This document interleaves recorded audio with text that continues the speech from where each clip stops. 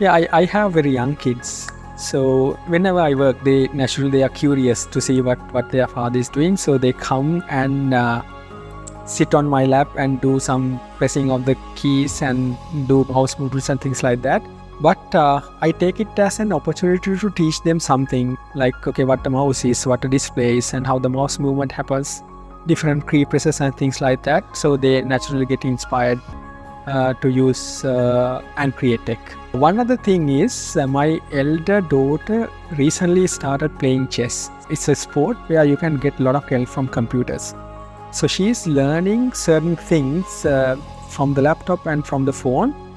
So what I do is I actually give her the application without any help, but she always trick it so that she gets some help to solve some of the puzzles. Yeah, you have a negative side of it, of course, because she get help, but what I'm actually really happy to see is that how fluent user she is of the application. Whatever the things, features, wherever it is hidden, she finds it out.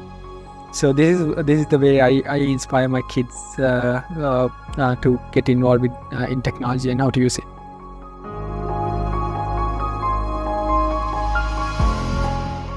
As a father, one advice I would like to give to all other fathers out there is, don't let your kids become like passive consumers of technology, because human brain is so powerful and the young brains are even more creative than ours, so they can become tech creators rather than tech consumers.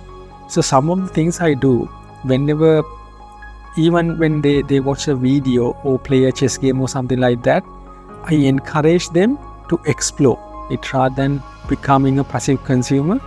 They explore. It could be as simple as like taking off the cover of the phone, exploring the volume increase buttons, the power buttons, the cameras and things like that. So they get inspired by those things to create more tech so that the world can be a better place.